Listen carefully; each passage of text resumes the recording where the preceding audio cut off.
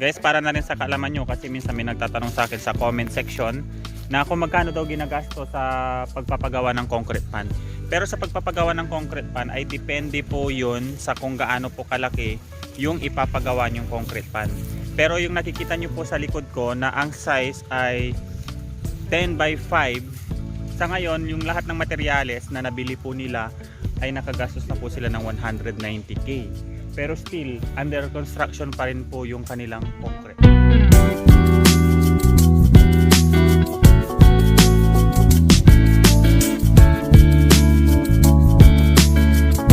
Yung ipapakita namin sa inyo or nakikita nyo dito po sa gilid ko, ang size po ng kanilang concrete pan na ginagawa ay 10 by 5. Yan, 10 by 5 po ito.